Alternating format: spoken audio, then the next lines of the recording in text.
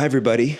My name is Randy, and I'm a director, I'm a writer, I'm a drone pilot, cinematographer. I fly all kinds of drones and stuff like that, little FPV guys like this, and larger Inspire type drones.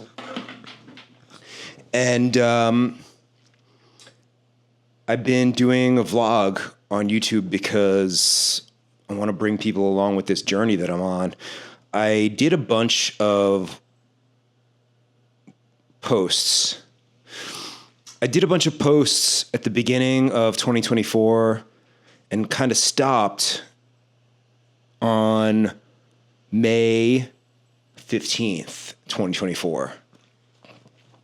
And I didn't stop on purpose, it just fell off. And the reason why it fell off is because I started working on another project. So let me just rewind for a second. So I've been a director for around 20 years, doing all kinds of like commercials and documentaries and music videos and like all kinds of stuff like that.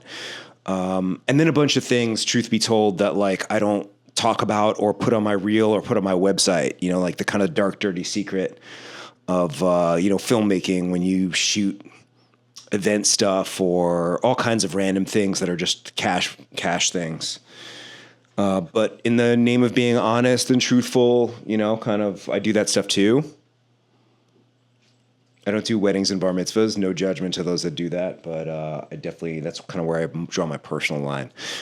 Anyway, so after having spent a lot of time in the past couple of years soul searching and figuring out what I want to do with the rest of my career and my life, I realized that my desire to make feature films was never satiated. I never made a feature. I've made a bunch of shorts. They've won awards, all kinds of other stuff like that, but I've never made a feature, and I want to. And I realized that I was getting coached for a long time, and I still do, with an amazing coach who is done a lot of great things for my life. I also started to do TM last year, Transcendental Meditation. Both of these things really helped me in terms of clarifying my head, getting my real desires and dreams onto paper and in the forefront of my consciousness so that I could execute them, which is really important for somebody that's as ADHD as I am. So anyway, at the end of last year, I wound up making, So at the end of last year, I wound up meeting a guy who's in film distribution, and I actually owe him a call. And I pitched him this idea because my coach kind of like was whispering in my ear in a way that, hold on. Yoshi.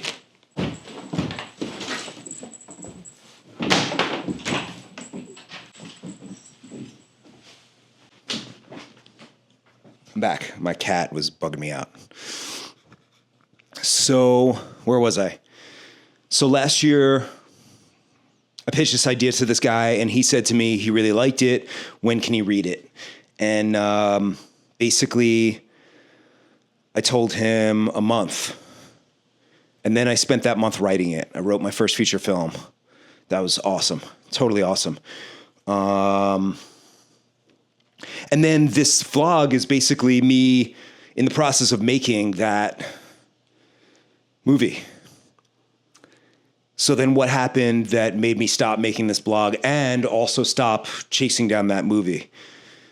The short answer is a different opportunity came up that I realized was something that was a good opportunity. The answer is that a good opportunity came up, and I had to really kind of just follow that to its logical end, which we are not at yet. So I'll tell you what that's all about. In preparing to make this, I just watched the most recent vlog that I made. And I was talking a lot about a shitty experience that I had with somebody else. And the part of the process that I like the most when it comes down to making anything is the making of the anything. I love coming up with ideas. That makes me feel really excited. I love shooting things. I love the interactions with the people that I'm working with, both behind and in front of the camera. So all those parts of the process are really awesome and exciting and fun to me. The problems that I have had in my career so far, and I have not been that resolute about chasing them down and being, unstoppable, is all of the other things that come with all that stuff. And that's why I never made a feature before. Well, I never made a feature before because I never wrote one before. But, the asking of permission to make something is something that I've never really been good at. And I just don't like that aspect of it. So, I guess if I were to give my younger self advice, I would say it doesn't fucking matter whether you like that stuff. That's just a part of the business, and you have to just deal with that. Okay, cool. I'll take that advice now too. That being said, the reason why I stopped pushing the film, for the time being, by the way, I still wrote it. I still love it. I still want to make it. That's not the point. The point is that I stopped really chasing that film down because the new opportunity came along. Here's the opportunity. I don't remember exactly how it came to me, whether it just showed up in my socials or whether a friend passed it along. If somebody passed it along, let me know and I'll give you credit for it. I'm totally down to give credit where credit is due. But basically, somebody sent me, or I found out about something called Brass Knuckle Films. I want to develop my next set of movies with you, the fans and supporters, as investors. Brass Knuckle Films is director Robert Rodriguez's new studio that's based on action movies. And the idea behind Brass Knuckle Films is to create a slate of films and allow the public at large, film fans, filmmakers, actors, whoever, to invest in this studio so it gets off the ground. And then Robert Rodriguez is going to direct one or multiple of those. And they're basically going to allow, in the profit sharing sense, it's kind of in the same way that the film studio that did Mandy was. I forgot what that was. Mandy?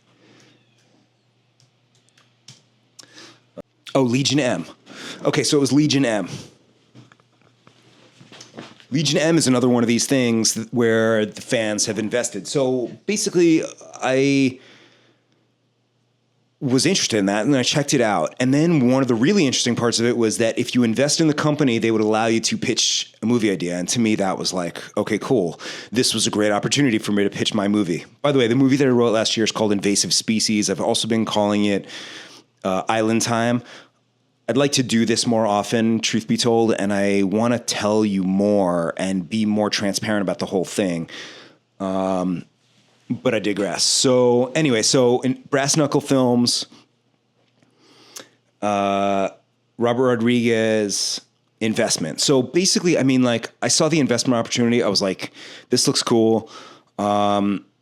I don't really invest in things like the market or whatnot or movie studios. I don't really know what the deal's with the investment, and I'm not really like a gambler in that front, but I put in the amount of money that I needed to put in order to be able to do the pitch. Cause I was like, I want to get my movie Invasive Species made. It's very action forward. It's definitely more sci-fi and creature feature than it is action per se, but there's tons of action. Every movie is really an action movie, isn't it? So anyway, so I invested in it. And then once I made the investment and I realized that I would have the opportunity to pitch, the clarity behind the pitch from their camp, from Robert Rodriguez, was actually that it had to be an action movie first. Okay, so we're talking about like John Wick, like Die Hard, like, an action forward movie. So I was like, fuck it, I'm gonna do this. I'm gonna come up with an action movie idea, and I'm going to pitch that, because I'm not going to put my sci-fi in there and just have it just die on the vine, because that's not the homework assignment when it came down to Brass Knuckle Films. So interestingly enough, tons of people over the years have always told me to make a drone movie, make a movie with drones only, because I'm a drone specialist. So I always kind of thought that was not a great idea. No offense to anybody that's watching this. If you told me that, But by the way, even my wife told me that. The part that I always kick back about was the idea of using a drone to shoot an entire movie, because as a director, especially as a director with like a purist kind of mindset, why would you make a movie that's just all about like, who cares whether it was all shot on a drone or not? Like, is that really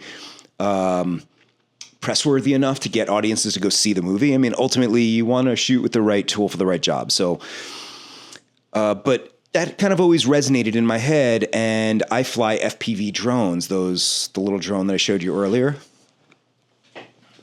This guy. Okay. And let's cut to like a real quick shot of me flying.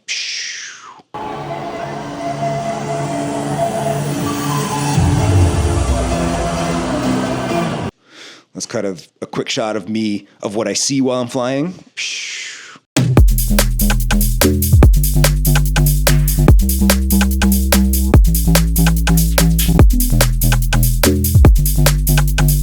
Yeah, it's awesome, dude. I have to stop cursing because I think YouTube like takes you down or whatever, or at least doesn't promote you in the same way. Anyway, so I fly drones like that, and like a year or two ago, I had an idea about, or maybe, sorry, longer than that. It was during Trump presidency 1. I had an idea about somebody using a drone for an assassination. Like, yeah, that's not me, okay? But I have a vivid imagination. This is not about politics. So anyway, I was reviewing a bunch of the ideas that I've had in the past for this Brass Knuckles assignment, and I realized that I wanted to make a movie called The Drone Assassin, and it was all about a guy who basically winds up assassinating the president by accident. To me, that was like, I love that idea because I was like, you know, it's drones, FPV drones, super interesting. You know, in recent years, the war in Ukraine has really kind of brought FPV drones to the forefront of warfare. And so I basically came up with this whole idea. And when the first round assignment for Brass Knuckle Films came out, I wrote this outline, which is really, really prescriptive. It was like 150 words for Act 1, 200 words for Act 2, 150 words for Act 3, and then like a few other things about like the different characters and stuff. Totally not enough room to really put the idea down, but whatever. I really spent a lot of time just coming up with the idea and then really kind of like paring it down as much as I possibly could to get into those particular word counts. And basically, I was stoked about it. Okay. So May-ish of last year, that's when I found out about this Brass Knuckles thing. And I immediately kind of like went off on this path because Robert Rodriguez is the man.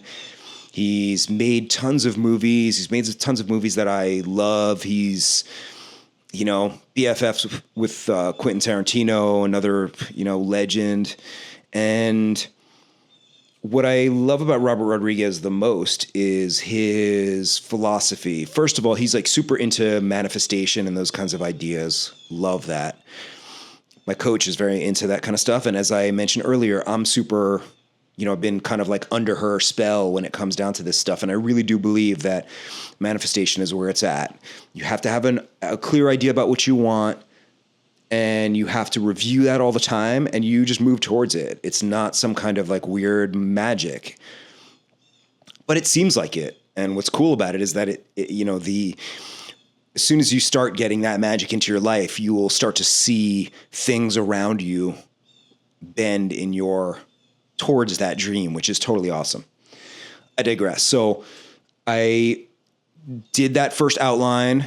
And then as soon as I was done with that outline, during the entire time that I was working on that, I guess AI had really kind of like come into the forefront on the video side. Sora 2 had just come out, and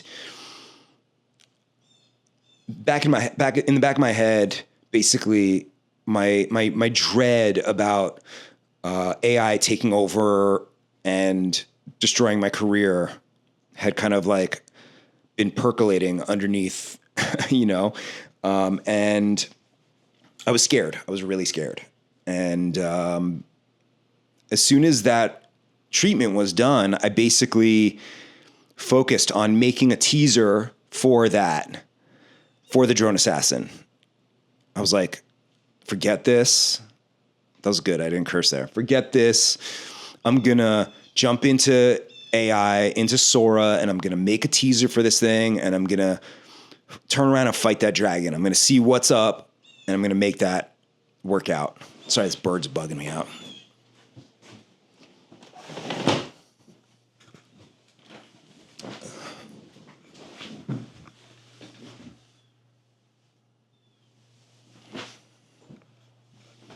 I dove into Sora and AI in general to make the teaser. And the teaser will be at the end of this piece, okay? It's on YouTube also if you just want to skip this and watch it. But basically, I'll put it at the end of this piece just so you can see it. And it took me a while. It took me like a month for real. Maybe that's just like older generations. At this point, I'm sure it's going to be totally older generations. Now there's been a ton of other things that have come out and I've been using it a little bit ever since, but you know, that's not the point. The point is that I made it. And what I realized is that it's not going to replace full stack filmmakers. What it's going to do is empower us. It's literally the best tool ever. It's for us, not to replace us. Okay. There's still, you know, now the most important thing really is not the tools. The tools have been getting better and better over the years anyway. It's really the most important thing is really the ideas. It's really about stories. And I know that that's kind of like a familiar trope, but it's really true. And now it's more true than ever before. And then you also have to make the whole thing. I mean, like you still have to, as a director, be the protector of the tone. You have to get great performances. You have to get great shots. You have to come up with the actual story. So whether you're using AI to generate that stuff or you're shooting it in person, I mean, like AI, I found to be extremely to get exactly what I wanted. And the more persnickety you are as a director, the more difficult it is to actually do that. So, but I'm really stoked with how that came out, you know, now even a few months later, because I did that in, I think, July, like June and July. It really, you know, it's like been 1,000 years from then. So it's been much better. But even still, like, you know, I mean, I haven't been seeing that much more amazing stuff coming out of AI, mostly because it still takes a vision. And a vision was really important for all this stuff. Anyway, so I made that teaser. I put it out there, got a bunch of views. Some people thought it was awesome. Some people absolutely hated it, which was crazy to me. But I get it. People were scared and they weren't doing what I was doing in terms of getting their projects made. They were just basically hating on it and being scared of it. So, you know, anytime you're running from a big monster, it's going to get bigger and bigger, not smaller. When you turn around and fight it, all of a sudden you realize that it's not as bad. So, so I put that out there and it got a bunch of views. And then I got word back, you know, a few weeks later from the Brass Knuckles camp that I got into round 2. Yay. So round 2, what was that? Guess what? It was a video. See that? That's manifestation right there. I made this video. I put all this effort into making a teaser for the Drone Assassin. And it turned out that round 2 was a video. I mean, like, you know, and it was pretty nondescript, the idea of what they wanted from that. So basically I made the teaser and then I kind of came onto camera at the very end and just kind of talked about it. I had to edit it down a little bit because it was, they said that the video could only be 2 minutes and they were really serious about all these like word counts in 2 minutes and all this kind of stuff. So I cut the teaser down. I made a little bit of a video at the end that kind of talked about everything. And then I submitted it. And then a few weeks later, I got word back that I made it to round 3. And round 3, meeting with Robert Rodriguez. Really stoked about that. I was really stoked about that. You know, honestly, it's kind of weird being in a contest. I mean, I've been in a bunch of contests in my life in a weird way. I was in a Fuse one called the behind the video that's not behind the video that sucks. This video sucks. This video sucks contest for the Foo Fighters, where I won a budget of $5,000 to make a music video for them without them in it, which was cool. I mean, like, I made this parkour one. I'll show a clip right here. That was cool. That was fun. And then I was on a show called On the Lot, which was Steven Spielberg and what the hell's his name? The big reality TV guy, Mark Burnett. So I was on that. And then here I am with another one. Anyway, I digress. I guess contests are the way of the future. So anyway, I made it to round 3. And the round 3 was the meeting with Robert Rodriguez, which was really the kind of bait that was dangled in front of everybody at the very beginning of this whole contest thing. And the meeting is supposed to be 10 minutes long. And I was super stoked. And all of a sudden I get an email in my inbox, basically, you know, like a week later saying, schedule a meeting with him. And I got it. Bing, like, and as soon as I got it, I was like, hell yeah. I clicked the link and it took me into this like scheduling, you know, kind of software. And I took the last meeting. I was like, forget this. I'm taking the last meeting. This is like my back of the bus mentality.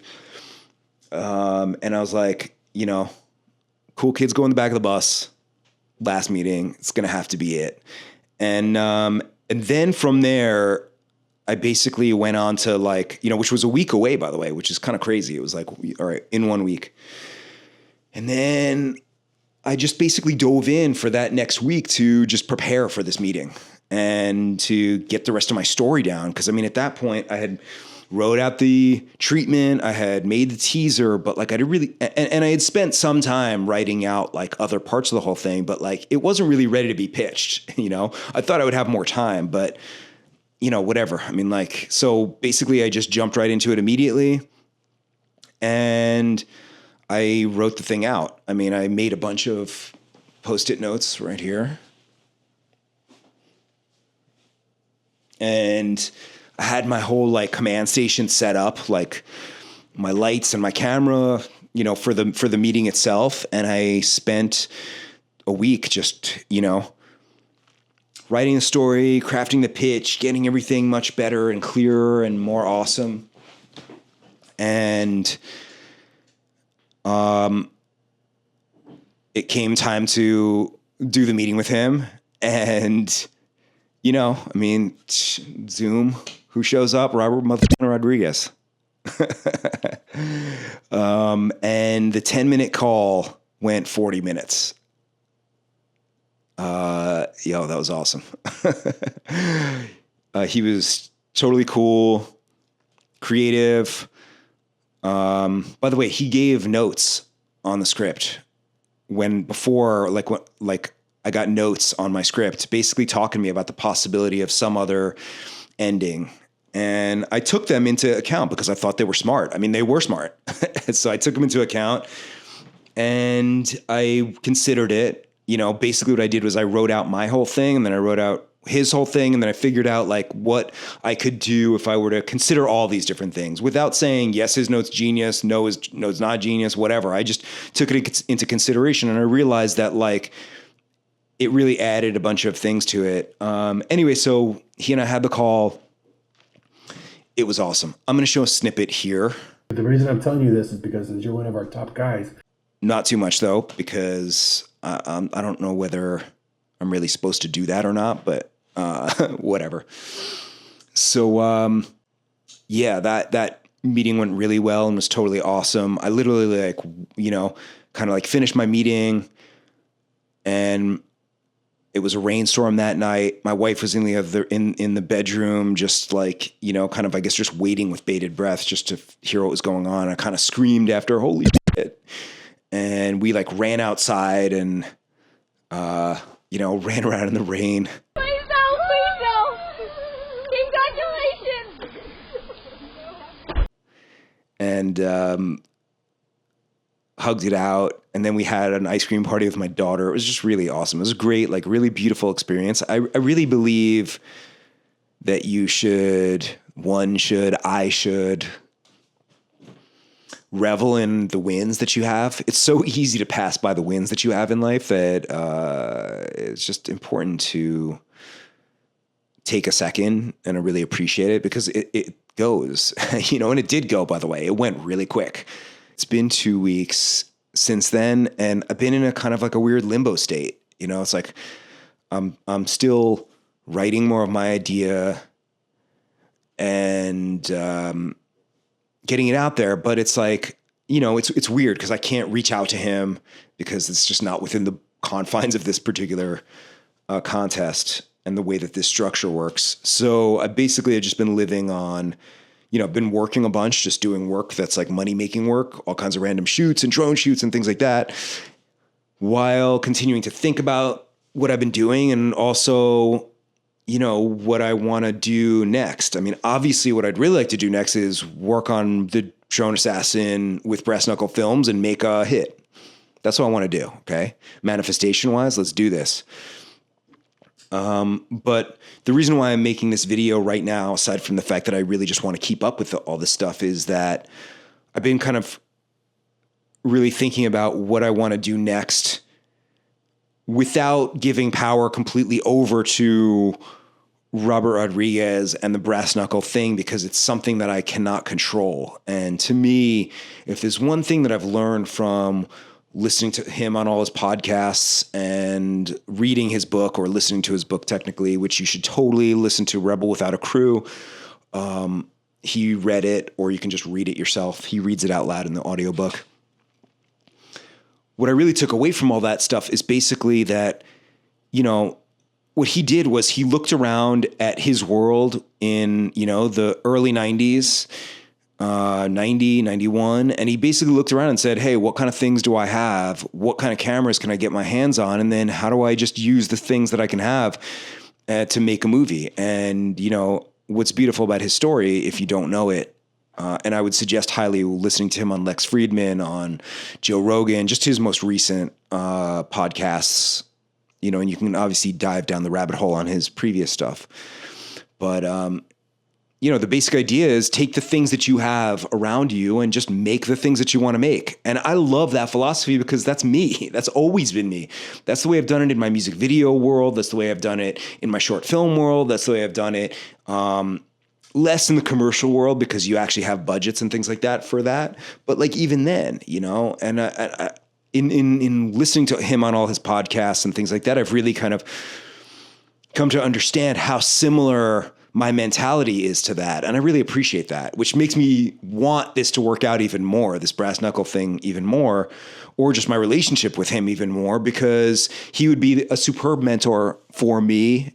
But truth be told, this process has kind of like gotten me into consuming all the media that he's made. So it's like, I know already, I've taken all those lessons. So I would be a complete idiot to not take those lessons and just go off and just make a movie based on the things that I have and the resources that I have at my disposal.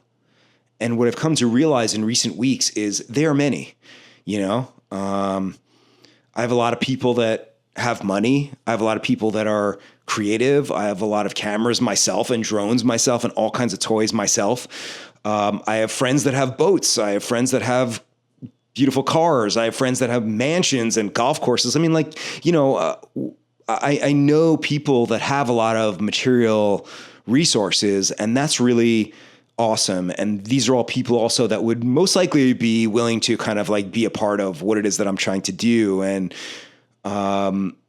that's something that I don't want to kind of like thumb my nose at. That's the lesson that I'm going to take from Robert Rodriguez and from where I am right now. So now I'm in this position. Okay. So I have my sci-fi script from the past, which I think is a bigger project. I really do. I think that I should wait a little bit on that particular project right now. I have the Drone Assassin, which is an awesome action movie, which I'd love to make, but it's still hanging in the air right now with Robert Rodriguez's, this whole contest. And what I've come to realize in recent weeks is what I want to do now is I want to write a film that I can make locally. I want to make it in my town or in neighboring towns with the resources that I can potentially have at my disposal, with the people that I have at my disposal, because I don't want to write something, ask for permission to make it, talk to agents. It feels to me like that stuff is dead or dying. And what really is important these days is actually just making something, period. And that's what makes me excited. When I'm talking about this, I'm excited. I really am. And that's a beautiful thing. When I talk about the idea of having a meeting with somebody, with an agent or whatnot, I mean, like, I've just never had such great luck with those kind of people. And therefore, I kind of feel like, why? You know, I'd rather have a friend of mine who's smart help me produce it with the understanding of making something for as little as possible, using as many resources as we possibly can, putting people in that we know, and, you know, either having them act in it or killing them in it or something's exciting and fun for them, you know, and just kind of putting as few dollars in as possible and trying to get as much screen value as possible with all the things that I know and understand. And that's the Robert Rodriguez way. That's the lesson that I've taken already. So even if my whole relationship with him happened to die tomorrow, which I do not think and I do not want, even if that happened tomorrow, that's the lesson. And if I really can see the writing on the wall in terms of, you know, the world around me, that's the lesson to take out of this whole thing. So I guess this has been long. I'm going to end this right now, but the reality is that that's what I'm doing now. I have a few ideas. I'm going to make another video about that really quick. And I think maybe I'm just going to really come up with the ideas and kind of talk about my process as I'm doing it, because I think a diary of this whole thing happening is going to be really exciting and a part of like keeping the energy up. And part of my creative process actually is I write a lot when I'm in the car and I speak to my voice recorder. I speak to my voice recorder for like sometimes 40 or 50 minutes or longer at a time. And then what I do is I transcribe it, and maybe like I'll have ChatGPT kind of like bullet point it, or I'll just listen to it myself and take those notes out. And it's fun in the same way that I'm doing this now. So I'm going to keep doing this. Not going to apologize for the time that I took in between because I was doing stuff. I want to say that S word, that Canadian S word, because for some reason there's this weird desire to want to apologize to an audience. I don't even know who's watching this. I hope somebody who's watching this and takes something out of it. But this is the process. I want to, you know, make this thing happen. I have some really cool, fun ideas, and let's do that in the next video. But I'm back on doing this. And, you know, I'll be back either way, whether it's, you know, for Robert Rodriguez calling me back and saying, hey, it's on, let's make this thing, or I'm making a new movie. But either way, we're making something. It's going to happen. It's going to be awesome. And I hope you will watch it along with me, and let's have some fun, and, you know, let's just have a good time. Thanks for watching.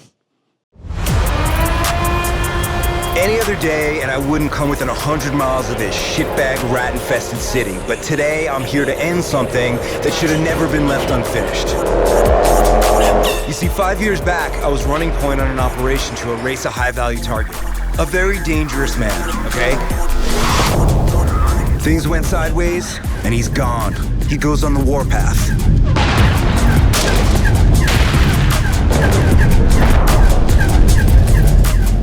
Spin him up, baby, spin him up. Engage drone autopilot. And then last week, my boy Redman calls me up with some solid intel. Our terrorist friend is gonna be on US soil speaking at the UN. No shit. This guy actually said that none of us are safe until he's dead. Well, you know what? It's about time that I oblige you. Manual pilot.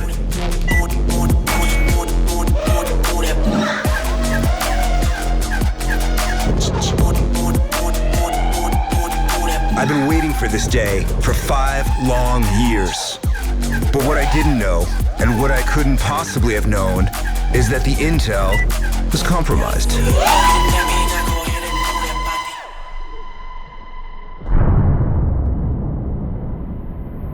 And this right here, this is me realizing that I just assassinated the president.